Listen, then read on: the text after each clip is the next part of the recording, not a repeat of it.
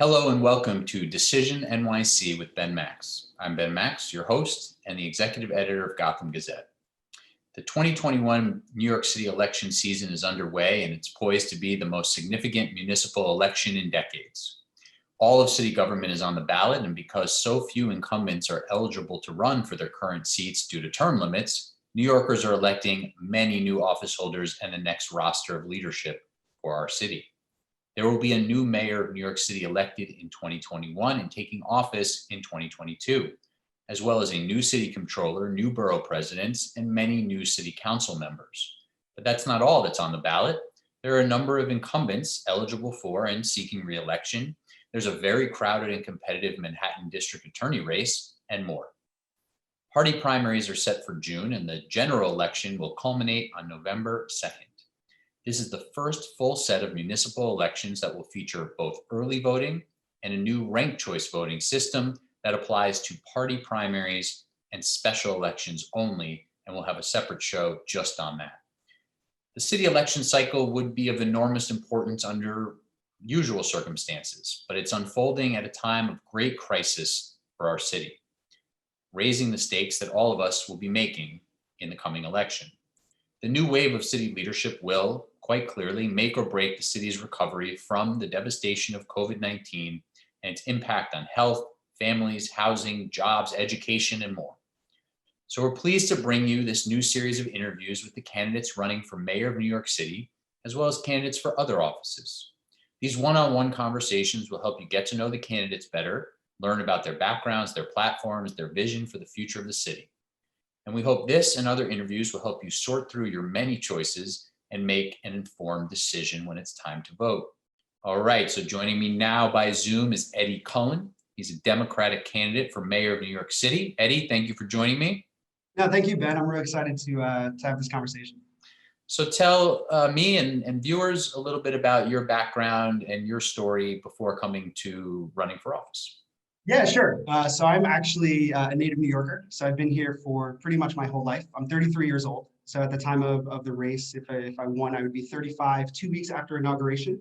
Luckily enough, Joe Biden's first day of office will be on my 34th birthday, January 21st, his first full day, I should say. And I've literally just been a New Yorker. I'm a son of New York. I've been here my whole life. My grandfather actually fought in World War II with his 7 brothers. So 8 brothers fought in World War II. They all came back, and they actually were all from the Bronx for the last, I want to say 100, 150 years. So they actually almost based the movie Band of Brothers on them, but not enough were alive. So I come from a very blue collar, sort of family.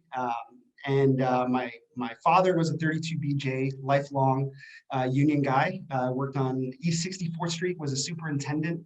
My mother was a secretary, made signs for buildings. So whenever you see exit signs or you see anything along, real estate, that's what she did.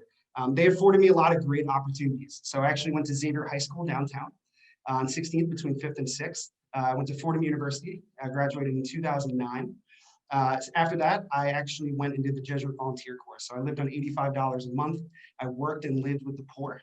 So I lived in Phoenix, went down to the US-Mexico border so many different times, taught high school. So I was a high school teacher gone startup rogue, and I'll get into my startup entrepreneurial career in a second, and really enjoyed it. I spent 1 year in Phoenix, lived on the border, enjoyed it great. And I think that's why I've kind of come into the political realm now, because a lot of these issues matter to me. When you look at the border, you look at New York City, it's just who I am, and it has been for the last 10, 15 years of my life.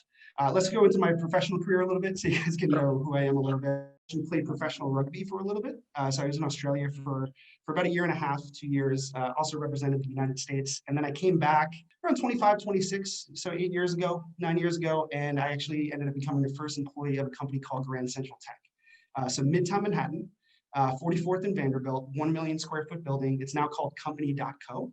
But I was the first employee there, helped really kind of ramp it up. And some startups, if people are familiar with, if you think of Common, or you think of Zeal, or you think of some of the mover and shakers in kind of the New York City tech system, they started out there. And after about a year, I left to open my own company called Bronx.Tech, where we started and built out events and innovation education for Fortune 500s. Since then, I've had a really interesting road. I think a lot of it from a personal standpoint. I've had 2 pretty traumatic things happen to me. And I'll bring them both up just so you kind of get perspective of why I'm kind of, I think, moved into the political world is 4 years ago, actually, four-year anniversary was a couple days ago. My mother actually was clinically dead. She actually had all of her organs went and she was in the hospital, but she miraculously survived.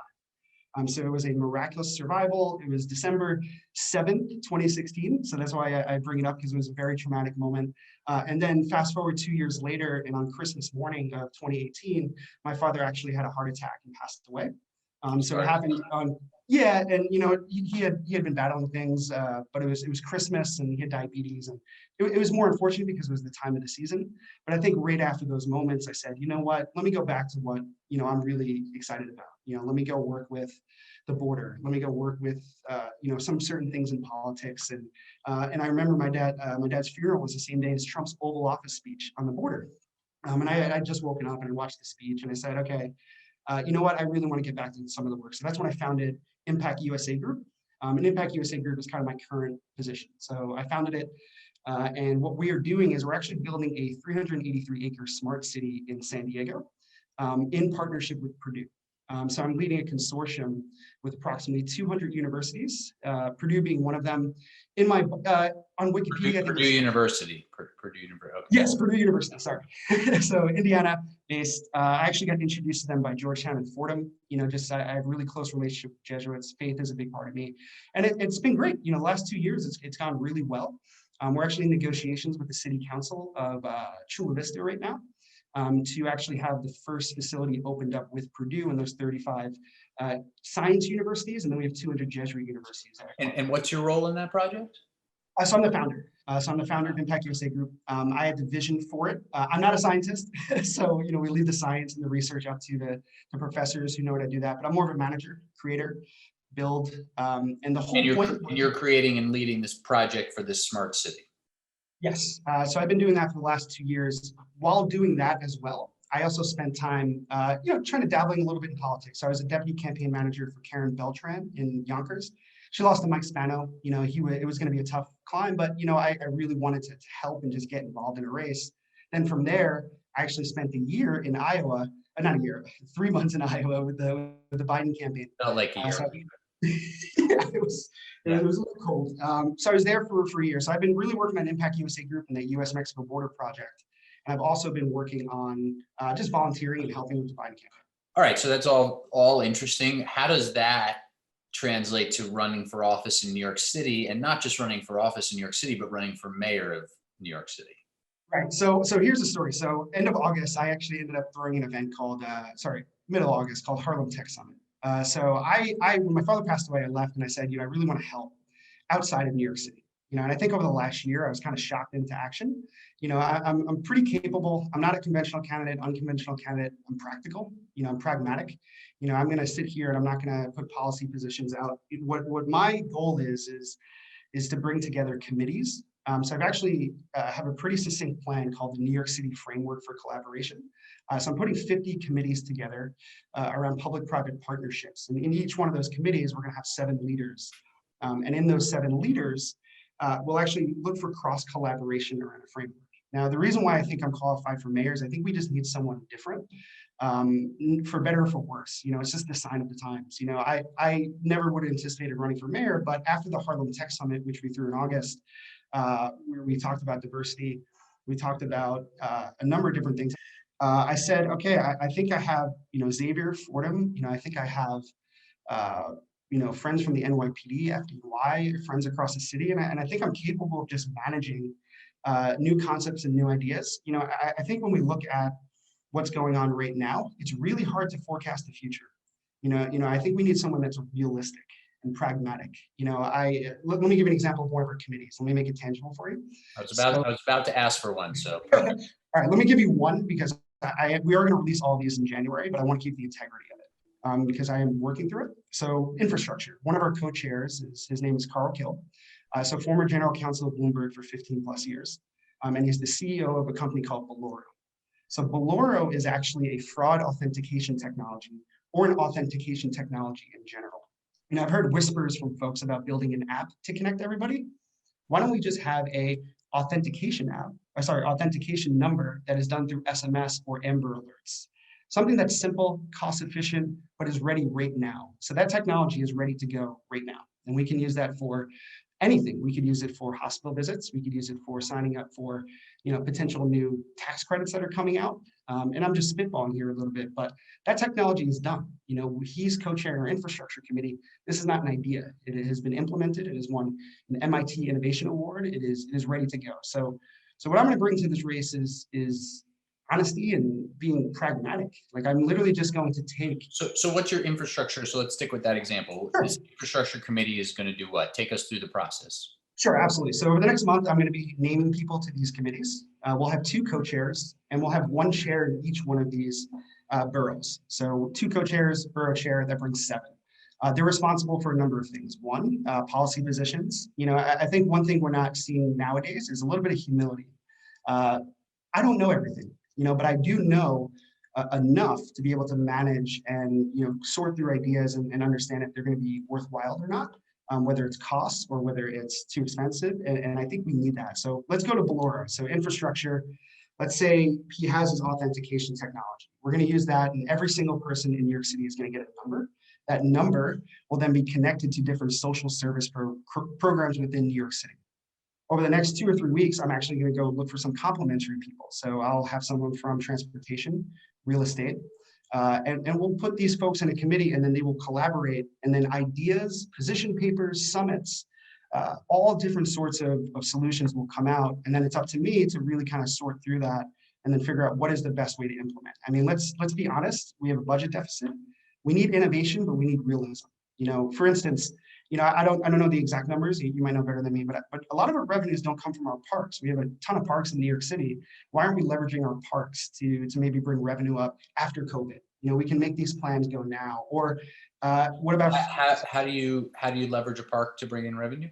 So let's say we throw an event. Maybe it's example. Yeah. Let's. I'm just going to spitball here a little. Let's say we have an event in Red Hook, big park. We do it around artificial intelligence, and only small businesses from New York can apply to be vendors. We sell tickets for 2 years, then we can take maybe 60 to 70% of that revenue and give it to the city.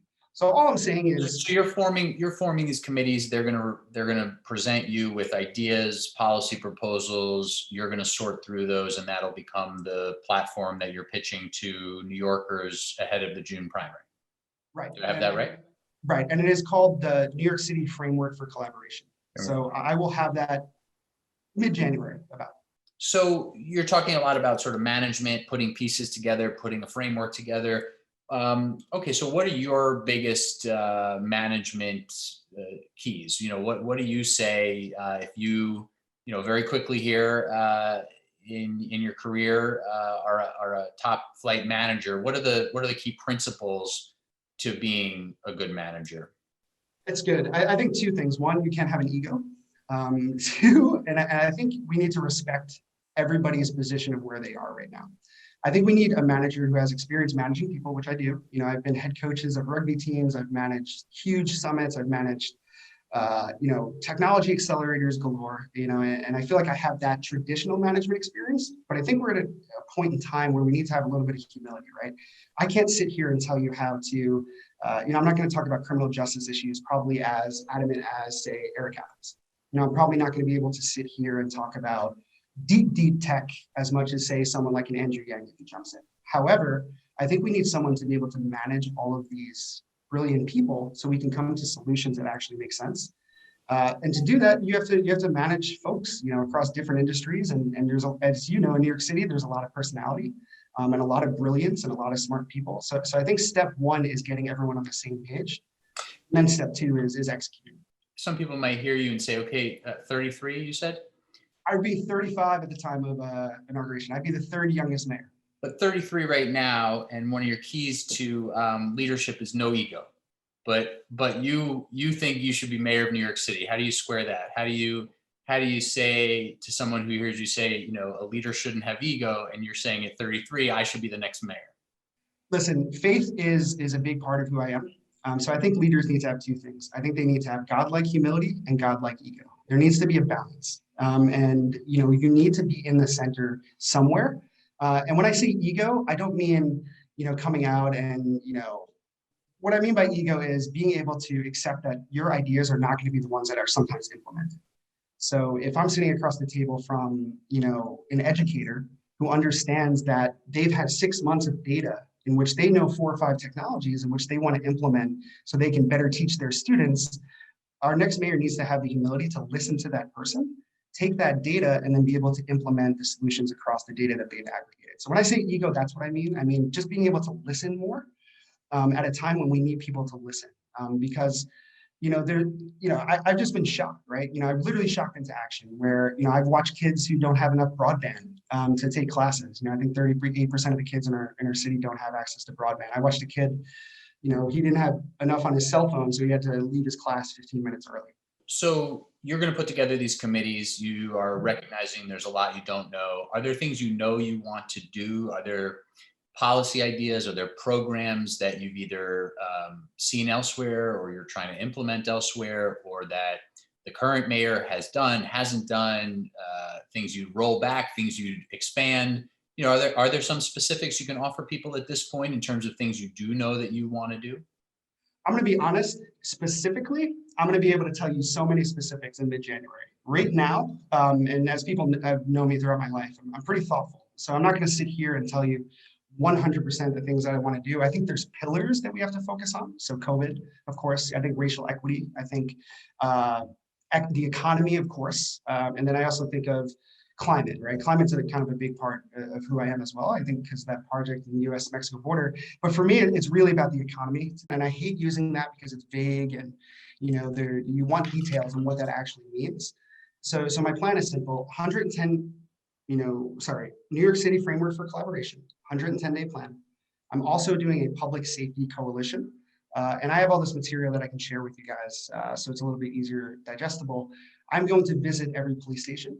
I'm going to visit every firehouse, every public library, and I'm going to have real conversations. And these are conversations that are going to be set up by some of my friends. I play rugby with the NYPD. I play rugby with the FDNY. Like, these are people that I just know. But my office is also in Harlem. So, I have an office on 155th in Amsterdam where I threw something called the Harlem Tech Summit.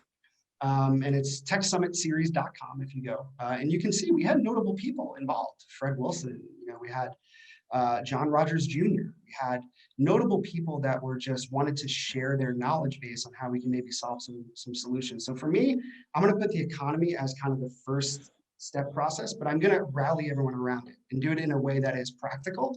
And I'm not going to give you a 5-year forecast or a 4-year forecast. I think that's kind of bogus right now. I think we need to look at short-term goals that we can achieve. And I think we need to act right now. The mayor who comes in, say I am inaugurated, that's January 2022.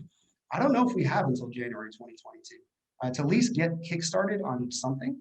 And if I can even design the private sides of the relationships to the public side, I think that'll inform policy, but in a real way. It's not just going to be me sitting at a computer telling you exactly what I want to do. I want to do what's good for everybody. And I think I'm in a good position because I always say this, I grew up in a blue collar family, but I lived in a white collar world. Like, my dad was a superintendent, but literally across the street growing up, Bernie Madoff grew up in a penthouse across the street from me, right? So, and he walked his dog around the street. So I have these real New York stories where I'm just kind of an average New Yorker, but have been put in good situations. So to answer your question tangibly, I'm going to focus on the economy, but I think we need to also, be mindful of public safety.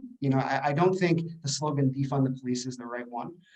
I think what we really need to remember is that police officers are human beings too. I think FDNY are human beings. I think people in, when I think of Black Lives Matter, I think human beings. And I think once we realize that and we come to the table and have conversations, I think that's a great opportunity. The management of the NYPD, how would you think about running the police department as the mayor of New York City? Again, we can go back to a framework we've seen, in recent years, 2 mayors. Is there one, whose management of the city, management of the NYPD, you think has been stronger? In what ways? Are there principles? You don't want to go into specifics of policies right now, but are there principles of management, of leadership that you've seen that you think are essential? I do. I think when I think of, I really go back to September 11th. I know that's cliche, but I'm going back to that. I think of that day when I came out of high school and I was on the street and I saw buses empty on the street. My high school, assistant principal's son passed away. My head football coach passed away. I think of that day and I never want that to happen again. And I never want to feel how I felt that day. So I think there needs to be a strike between being very, I think our police officers need resources. I think from a management standpoint, I think it's got to be on a local level. I think each precinct has their own personality or own culture, I should say. I think personality is the wrong word. I think every community around that precinct is going to be, have its own culture. So I think accountability, I think regular meetings, I think two other things I've tossed around. Actually, I've already spoke with NYPD and people in Harlem is why can't we do something like an empathy labs? Can we create a virtual reality empathy solution where people can feel what it's like to be in the community or the NYPD? Could we get NYPD officers 60% discounts, maybe off CUNY degrees to enhance their education? So I think tangible things, I'm not going to sit up here and say we're going to get better pay, or I'm not going to sit up here and say, we're going to defund the police. I think we need to be thoughtful. I don't want to be impulsive in making a decision. My personal opinion is I think a lot of things in June and July were impulsive, but that's, for better or for worse, it's just what happened. I don't have an opinion for either way, but I think a lot of things happened quickly. And I think now we're looking back and saying, man, maybe if we just were a little bit more thoughtful, and I don't mean that in a malicious way, I think we can be intentional in how we do things. So regular meetings with captains, regular meetings with, I do respect Commissioner Shea. I think Commissioner Shea worked all the way from, being, joining the force to becoming commissioner. So if you were mayor, would you keep him on as commissioner? yes. Okay.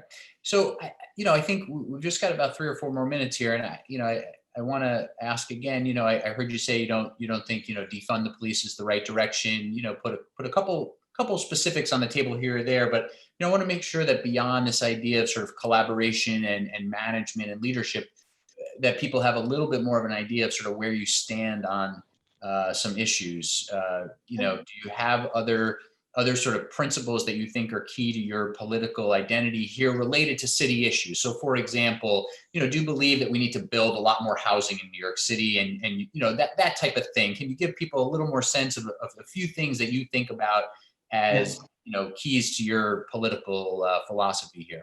Of course. Look into my life in general, faith is a big part. So I care about the right for people, and humanity. So when I think about affordable housing and think about, let's look at Lucerne and the homeless, situation.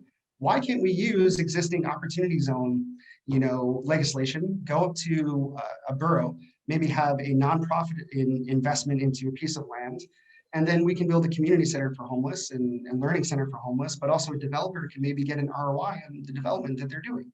So it's something that I call impact economics. It's something that I've been working on for the last 10, 15 years of my life is impact economics. We can get a high ROI on things that we do, but there has to be some sort of social return on it. So homelessness, I think we can create and build real estate. I think affordable housing, I think NYCHA, I did watch the recent housing forum, and NYCHA, what do we need? 40 billion in revenue? That's, we can't just say, hey, we're relying on Washington. No, we need solutions. And whether that's a technology that's put into a building that saves us 20 cents on the square foot, great.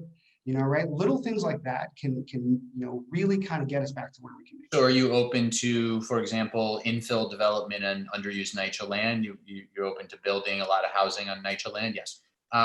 Just a few other quick questions before our time runs out. Just again, to try to get a little more feel where you stand on some of these. Are you for legalization of adult use marijuana? Yes, 100%. I think it could be a good tax revenue for us. Do you think the city's plan that's in place and moving ahead, even if it's delayed a little, to close the Rikers Island jails and build four new jails is the right general direction? I don't want to give you a bad answer. I don't know yet. I've been going through a lot of this. I've looked at, is Rikers being used as possibly, is it a land grab? Is it for, could we do something else with Rikers? I don't want to give you an answer that's not right, but I will give you something in January. Last couple of things.